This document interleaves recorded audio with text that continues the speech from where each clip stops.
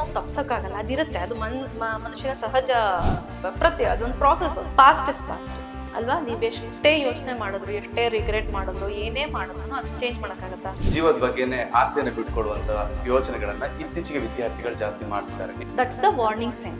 ನೀನ್ ಫೇಲ್ ಆದ್ರೂ ಪರವಾಗಿಲ್ಲ, ಇನ್ನೊಂದು ಅವಕಾಶ ಇದೆ, ಅಥವಾ ನಿನ್ಗೆ ಇನ್ನೇನೋ ಒಂದು ಪ್ರತಿಭೆ ಇರ್ಬೋದು. ಸ್ಕೂಲ್ ಅನ್ನೋದು ಸ್ಕೂಲ್ ಆಗಿರ್ಬೇಕು, ಮನೆ ಅನ್ನೋದು ಮನೆನೇ ಆಗಿರ್ಬೇಕು ಹೊರತು ಪೇರೆಂಟ್ಸ್ ಆಗಿರ್ಬೇಕು, ಪೇರೆಂಟ್ ಟೀಚರ್ಸ್ ಆಗಬಾರ್ದು.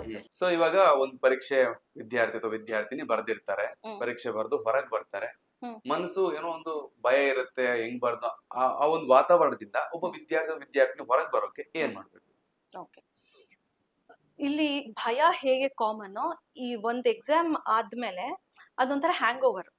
ಓಕೆ, ಹ್ಯಾಂಗ್ ಓವರ್ ಅಂದ್ರೆ ನಾವು ತಪ್ಸಕ್ಕಾಗಲ್ಲ, ಅದಿರುತ್ತೆ, ಅದು ಮನುಷ್ಯನ ಸಹಜ ಅದೊಂದು ಪ್ರಾಸೆಸ್. ಅದು ಒಂದು ಪ್ರಾಸೆಸ್ ಅಲ್ಲಿ ಅದು ನ್ಯಾಚುರಲ್ ಆಗುವಂಥದ್ದು. ಸೊ ಅದನ್ನ ನಾವು ಕಂಪ್ಲೀಟ್ ಆಗಿ ಅವಾಯ್ಡ್ ಮಾಡಕ್ಕಾಗಲ್ಲ, ಯಾಕಂದ್ರೆ ಅಲ್ಲೊಂದು ಎಮೋಷನ್ಸ್ ಇನ್ವಾಲ್ವ್ ಆಗಿರುತ್ತಲ್ವಾ, ಎಫರ್ಟ್ಸ್ ಹಾಕಿರ್ತೀವಿ. ಸೊ ಆ ಕಾರಣಕ್ಕೆ ಆ ಒಂದು ಹ್ಯಾಂಗ್ ಓವರ್ ಇರುತ್ತೆ, ಇಲ್ಲ ಅಂತಲ್ಲ, ಹ್ಯಾಂಗ್ ಓವರ್ ಸ್ವಲ್ಪ ಹೊತ್ತು ಇರುತ್ತೆ. ಅದನ್ನ ನಾವು ಕಂಪ್ಲೀಟ್ ಆಗಿ ನಾನು ಥಿಂಕ್ ಮಾಡಬಾರ್ದು ಅಂತಾನು ಪ್ರೆಷರ್ ಹಾಕೋಬಾರ್ದು. ಬಟ್ ಅದ್ರ ಬಗ್ಗೆ ಒಂದು ಅವೇರ್ನೆಸ್ ಇರ್ಬೇಕು, ಹಿಂಗಾಗುತ್ತೆ ನನಗೆ, ಅದ್ರ ಬಗ್ಗೆ ನಾನು ಯೋಚನೆ ಮಾಡ್ತೀನಿ ಅನ್ನೋ ಒಂದು ಅವೇರ್ನೆಸ್ ಇರ್ಬೇಕು. ಅದ್ರ ಕಡೆ ಒಂಥರ ಒಂದು ಅಟೆನ್ಷನ್ ಕೊಡ್ಲಿ. ಮನೆಗೆ ಹೋದಾದ ನಂತರ ಫಸ್ಟ್ ಪೇರೆಂಟ್ಸ್ ಏನ್ ಮಾಡ್ಬೇಕು, ಅದ್ರ ಬಗ್ಗೆ ಮಾತಾಡ್ಬಾರ್ದು. ಓಕೆ, ಹೇಗ್ ಮಾಡ್ದೆ, ಹೇಗಿತ್ತು, ಎಷ್ಟ್ ಮಾರ್ಕ್ಸ್ ಬರುತ್ತೆ, ಈ ತರ ಎಲ್ಲ. ಅಕಸ್ಮಾತ್ ಮಕ್ಕಳು ಇಲ್ಲ ನಮ್ಮೊಂದ್ ಚೆನ್ನಾಗಿರ್ಲಿಲ್ಲ ಅಂದ ತಕ್ಷಣ ಓ ಆಯ್ತು ಬಿಡು, ನಂದಾಯ್ತು, ನನ್ ಮಾನ ಮರ್ಯಾದೆ ಕಳ್ದೆ ಅಷ್ಟೇ, ಬರಲ್ಲ ಬಿಡು, ನೀಟ್ ಹೋಗಕ್ಕಾಗಲ್ಲ, ಜೀಗ್ ಹೋಗಕ್ಕಾಗಲ್ಲ.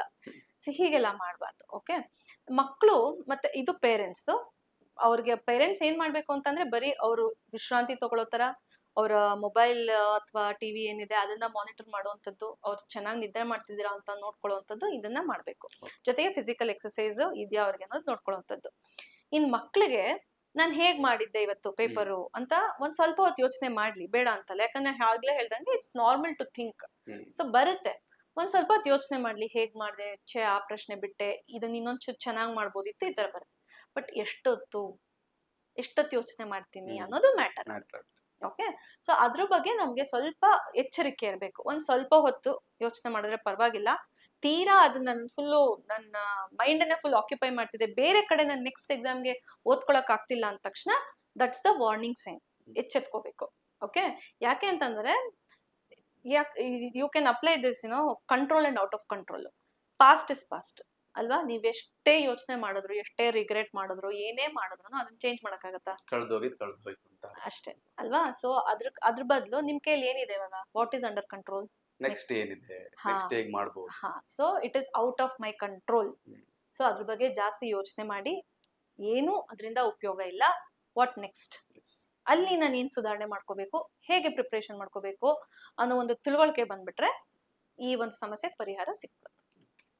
ಕಡೆದಾಗಿ ಇನ್ನೊಂದು ಪ್ರಶ್ನೆ, ಎಕ್ಸಾಮಿಗೆ ತಯಾರಾಗುವ ಒಂದು ಹರಿಬರಿಯಲ್ಲಿ ಹಿಂದಿನ ದಿವಸ ರಾತ್ರಿ ಅಯ್ಯೋ ನಾಳೆ ಪರೀಕ್ಷೆ ಇದೆ, ನನ್ ಕೈಲಿ ಓದಕ್ ಆಗ್ತಿಲ್ಲ, ಓದಿದ್ ನೆನ್ಪಾಗಲ್ಲ ಅಂತ ಹೇಳಿ ಅತ್ತಾಗೆ ಮನೆಗೂ ಹೇಳಕ್ಕಾಗದೆ, ಇತ್ತಾಗೆ ಏನು ಮಾಡಕ್ಕಾಗದೆ, ತನ್ನ ಜೀವದ ಬಗ್ಗೆನೆ ಆಸೆಯನ್ನು ಬಿಟ್ಕೊಡುವಂತ ಯೋಚನೆಗಳನ್ನ ಇತ್ತೀಚೆಗೆ ವಿದ್ಯಾರ್ಥಿಗಳು ಜಾಸ್ತಿ ಮಾಡ್ತಿದ್ದಾರೆ. ನೀವು ಅದನ್ನ ಗಮನಿಸಿರ್ಬೋದು.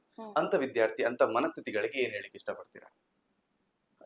It's a system actually. Okay, so ಅಂತ ಒಂದು ಮಗು ಆ ತರ ಒಂದು ಕನ್ಕ್ಲೂಷನ್ ಬರುತ್ತೆ ಅಂತಂದ್ರೆ we have to address the entire system.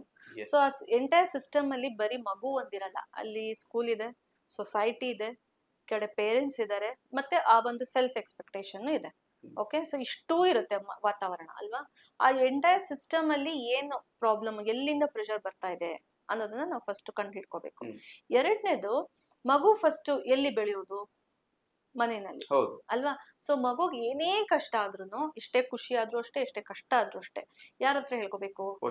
ಪೋಷಕರು. ಸೊ ನಾವು ಇದಕ್ಕೆ ಬೇಸಿಕ್ ಇಲ್ಲಿ ನಾವು ಸರಿ ಮಾಡ್ಬೇಕಾಗಿರುವಂತದ್ದು ಮನೇಲಿ ವಾತಾವರಣ. ಮಗುಗೆ ಏನೇ ಕಷ್ಟ ಆದ್ರೂ, ಏನೇ ಫೀಲಿಂಗ್ಸ್ ಬಂದ್ರು, ಎಂಥ ಒಂದು ನನ್ನ ಕೈಲಿ ಆಗ್ತಾನೆ ಇಲ್ಲ ಅನ್ನೋ ಒಂದು ಅಸಹಾಯಕತೆ ಬಂದ್ರು ಅದನ್ನ ತಂದೆ ತಾಯಿಗೆ ಹೋಗಿ ಹೇಳ್ಕೊಳ್ಳೋ ಒಂದು ವಾತಾವರಣ ಇರ್ಬೇಕು. ಆ ಒಂದು ಕಮ್ಯುನಿಕೇಶನ್ ಇರ್ಬೇಕು ತಂದೆ ತಾಯಿಯಲ್ಲಿ ಮತ್ತೆ ಮಕ್ಳ ಜೊತೆ. ಕಮ್ಯುನಿಕೇಶನ್ ಗ್ಯಾಪ್ ಬಂದಾಗ ಏನಾಗುತ್ತೆ, ಮಕ್ಕಳು ತಂದೆ ತಾಯಿಗೆ ಹೇಳ್ಕೊಳಲ್ಲ, ಎಕ್ಸ್ಪ್ರೆಸ್ ಮಾಡೋದಿಲ್ಲ. ಯಾಕೆ ಎಕ್ಸ್ಪ್ರೆಸ್ ಮಾಡಲ್ಲ? ಅಲ್ಲಿ ಭಯ ಇರ್ಬೋದು, ತಂದೆ ತಾಯಿ ಏನಂತಾರೋ ಪನಿಷ್ಮೆಂಟ್ ಕೊಡ್ಬೋದು ಅನ್ನೋ ಭಯ ಇರ್ಬೋದು, ಅಥವಾ ಅವ್ರಿಗೆ ಬೇರೆ ಏನೋ ಎಕ್ಸ್ಪೆಕ್ಟೇಷನ್ ಅವ್ರು ಯಾವಾಗಲೂ ಪ್ರೆಷರ್ ಹಾಕಿ ಅವ್ರಿಗೆ ಏನಾರು ಅವಮಾನ ಆಗ್ಬೋದು, ಆತರ ಏನಾರು, ಅಥವಾ ಅವ್ರು ಬೇಜಾರ್ ಮಾಡ್ಕೊಳ್ತಾರೆ, ನನ್ನ ತಾಯಿ ತುಂಬಾ ಬೇಜಾರಾಗ್ಬಿಡುತ್ತೆ, ಅವ್ರಿಗೇನೋ ಅವ್ರಿಗೆ ಹೆಲ್ತ್ ಇಶ್ಯೂಸ್ ಇದೆ, ಅವ್ರಿಗೇನೋ ಹಾರ್ಟ್ ಅಟ್ಯಾಕ್ ಆಗ್ಬಿಡು, ಈ ತರ ಎಲ್ಲ ಯೋಚನೆಗಳು ಬಂದಾಗ ಏನಾಗುತ್ತೆ, ಮಕ್ಳು ಮುಚ್ಚಿಡ್ತಾರೆ. ಅವರಿಗೆ ಇವ್ರು ಹೆಚ್ಚು ಕಮ್ಮಿ ಮಾಡಿದ್ರೆ ಮತ್ತೇನಾಗುತ್ತೆ ಅನ್ನೋದು ಅವ್ರಿಗೆ ನೆನಪಿರೋದು. ಕಾನ್ಸಿಕ್ವೆನ್ಸ್ ಪರಿಣಾಮ ಏನಾಗ್ಬೋದು ಅಂತ ಯೋಚನೆ ಮಾಡ್ಕೊಂಡು ಹೋಗ್ತಾರೆ ಅವರು. ಆ ಪರಿಣಾಮದ ಬಗ್ಗೆ ಯೋಚನೆ ಮಾಡಿದಷ್ಟು ಏನಾಗುತ್ತೆ, ಅವ್ರಿಗೆ ಅಸಹಾಯಕತೆ, ನಾನು ಏನೂ ಮಾಡಕ್ಕಾಗಲ್ಲ ಅನ್ನೋ ಒಂದು ಬಂದ್ಬಿಡುತ್ತೆ. ಅಸಹಾಯಕತೆ ಬಂದಾಗ ಏನಾಗುತ್ತೆ, ದೇ ಲೂಸ್ ಹೋಪ್ಸ್, ಭರವಸೆನೆ ಹೊಟ್ಟೋಗ್ಬಿಡುತ್ತೆ, ಏನಾದ್ರು ಮಾಡ್ಬೋದು ಅನ್ನೋ ಹೋಪ್ಸೇ ಹೊಟ್ಟೋಗ್ಬಿಡುತ್ತೆ. ಸೊ ಅವರು ಎಸ್ಪೆಷಲಿ ಈ ಮಕ್ಳು ಟೀನೇಜರ್ಸ್ ಎಲ್ಲ ಮಕ್ಳು ಏನ ಮಾಡ್ತಾರೆ ಅಂದ್ರೆ, they are more focused on problem. ಆ ಮೊಮೆಂಟ್ಗೆ ಪ್ರಾಬ್ಲಮ್ ಹೆಂಗ್ ಸಾಲ್ವ್ ಮಾಡ್ಬೇಕು ಅಷ್ಟೇ ಅವ್ರಿಗೆ ಗೊತ್ತಿರುವಂತದ್ದು. ಸೊ ನಾನು ಸಾಯ್ಬೇಕು ಅಥವಾ ಇನ್ನೇನೋ ಅಪಾಯ ಮಾಡ್ಕೋಬೇಕು ಅನ್ನೋ ಥಾಟ್ಸ್ ಇಲ್ದಿದ್ರು ಈ ಪ್ರಾಬ್ಲಮ್ ಇಂದ ಹೇಗೆ ದಾಟಬೇಕು, ಹೇಗೆ ಎಸ್ಕೇಪ್ ಆಗ್ಬೇಕು, ಇದರಿಂದ ಹೊರಗೆ ಬರೋದು ಹೇಗೆ ಆ ಮೊಮೆಂಟ್ಗೆ ಅಲ್ವಾ, ಆ ಅವಮಾನದಿಂದನೋ ಆ ಒಂದು ಏನ್ ಪರಿಣಾಮ ಆಗುತ್ತೋ ಅಥವಾ ಪನಿಷ್ಮೆಂಟ್ ಶಿಕ್ಷೆ ಇರ್ಬೋದು, ಅದರಿಂದ ಹೇಗ್ ತಪ್ಪಿಸ್ಕೊಳ್ಳೋದು ಅದನ್ನ ಯೋಚನೆ ಮಾಡಿ. ಈ ಕಡೆ they are helpless, then they are hopeless. So ಕೊನೆಗೆ ಅವ್ರಿಗೆ ಏನ್ ಸಿಗುತ್ತೆ, ಅಲ್ಲಿ ಏನೋ ಒಂದು ದಾರಿ ಸಿಗ್ತಾ ಇದೆ ನಾನು ಎಸ್ಕೇಪ್ ಆಗೋದಿಕ್ಕೆ ಅಂದಾದ ತಕ್ಷಣ ಅವರು ಆ ದಾರಿನ ಚೂಸ್ ಮಾಡ್ಕೋಬಹುದು. ಸೊ ಮೇನ್ ಆಗಿ ತಂದೆ ತಾಯಿಗಳು ಮಕ್ಳಿಗೆ ಅದನ್ನೇ ಹೇಳ್ಬೇಕು, ನೋಡಿ exam is important, studies is also important, ಆದ್ರೆ it's not important than your life ಅಲ್ವಾ. ಸೊ ನೀವು ನನ್ನ ಮಕ್ಳು ಏನೇ ಆಗ್ಲಿ, ನೀವು ಚೆನ್ನಾಗಿ ಓದ್ತೀರಾ, ಚೆನ್ನಾಗಿ ಓದಲ್ವಾ, average student, whatever it is, ನೀವು ನನ್ನ ಮಕ್ಳು ಅಲ್ವಾ. ಸೊ ನಿಮ್ ಐಡೆಂಟಿಟಿ ನಿಮ್ ಮಾರ್ಕ್ಸ್ ಅಲ್ಲ. ನೀನ್ ಫೇಲ್ ಆದ್ರೂ ಪರವಾಗಿಲ್ಲ, ಇನ್ನೊಂದು ಅವಕಾಶ ಇದೆ, ಅಥವಾ ನಿಂಗೆ ಇನ್ನೇನೋ ಒಂದು ಪ್ರತಿಭೆ ಇರ್ಬೋದು, ಅದನ್ನೇ ಎಕ್ಸ್ಪ್ಲೋರ್ ಮಾಡೋಣ, ಅದ್ರಲ್ಲಿ ನೀನ್ ಮುಂದೆ ಬರ್ತೀಯಾ. ಹಾಗಂತ ಹೇಳಿ ಮಾರ್ಕ್ಸ್ ಚೆನ್ನಾಗಿ ಬರ್ತಿಲ್ಲ, ನೀನ್ ಎಕ್ಸಾಮ್ ಚೆನ್ನಾಗಿ ಮಾಡಲ್ಲ ಅಂತ ಹೇಳಿ ಯಾವುದೇ ಕಾರಣಕ್ಕೂ ನಿನ್ನ ಒಂದು ಜೀವನವನ್ನ ತ್ಯಜಿಸೋದಾಗ್ಲಿ, ನಿನಗೆ ಅಪಾಯ ಮಾಡ್ಕೊಳ್ಳೋದಾಗ್ಲಿ ಮಾಡ್ಬೇಡ. ನೀನ್ ನಂಗೆ ಇಂಪಾರ್ಟೆಂಟ್ ಅನ್ನೋ ಒಂದು ಕಾನ್ಫಿಡೆನ್ಸ್ ಅನ್ನ ರಿಅಶ್ಯೂರ್ ಮಾಡ್ಬೇಕು ಪೇರೆಂಟ್ಸ್ ಮಕ್ಳಿಗೆ. ನಿನ್ಗೆ ಏನೇ ಅನ್ಸಿದ್ರು ನಾವಿದೀವಪ್ಪ, ಬಂದ್ ನಮ್ಮ ಹತ್ರ ಹೇಳ್ಕೊ, ನಾವಿಲ್ಲಿ we are here to listen to you ಅನ್ನೋ ಒಂದನ್ನ ಮಕ್ಳಿಗೆ ಚಿಕ್ಕವರಿದ್ದಾಗಿಂದ ಹಾಕ್ಬೇಕು. ಮನವರಿಕೆ ಮಾಡ್ತಾ ಹೋಗ್ಬೇಕು, ಅವಾಗ ಅವಾಗ ಹೇಳ್ಬೇಕು, whatever it is we are here for you ಅದು ಬರ್ಬೇಕು. ಆಗ ಮಕ್ಳು ಯಾವತ್ತು ದೇ ಡೋಂಟ್ ಫೀಲ್ ಲೋನ್ಲಿ, ಒಂಟಿತನ ಬಂದ್ಬಿಡುತ್ತೆ, ಫ್ರೀ ಆಗ್ತಾರೆ, ಜೊತೆ ಫ್ರೆಂಡ್ಶಿಪ್ ಅಲ್ಲಿ ಇರ್ಲಿಕ್ಕೆ ಬಯಸ್ತಾರೆ. ಫ್ರೆಂಡ್ಶಿಪ್, ನನ್ಗೆ ಏನೇ ಆದ್ರೂ ತಂದೆ ತಾಯಿ ಇದಾರಪ್ಪ, ಒಂದ್ ಧೈರ್ಯ, ಒಂದ್ ಮನಸ್ಥೈರ್ಯ, ಆಮೇಲೆ ಆ ಎಮೋಷನಲ್ ಸಪೋರ್ಟ್ ಕೊಡ್ಬೇಕು ತಂದೆ ತಾಯಿಗಳು, ಎಸ್ಪೆಷಲಿ ಎಕ್ಸಾಮ್ ಟೈಮ್ ಅಲ್ಲಿ.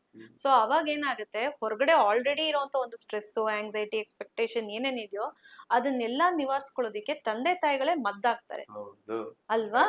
ಸೊ ಸ್ಕೂಲ್ ಅನ್ನೋದು ಸ್ಕೂಲ್ ಆಗಿರ್ಲಿ, ಮನೆ ಇನ್ನೊಂದು ಸ್ಕೂಲ್ ಆಗ್ಬಾರ್ದು ಆಯ್ತಾ. ಸೊ ಸ್ಕೂಲ್ ಅನ್ನೋದು ಸ್ಕೂಲ್ ಆಗಿರ್ಬೇಕು, ಮನೆ ಅನ್ನೋದು ಮನೆನೇ ಆಗಿರ್ಬೇಕು ಹೊರತು ಪೇರೆಂಟ್ಸ್ ಆಗಿರ್ಬೇಕು, ಪೇರೆಂಟ್ ಟೀಚರ್ಸ್ ಆಗ್ಬಾರ್ದು.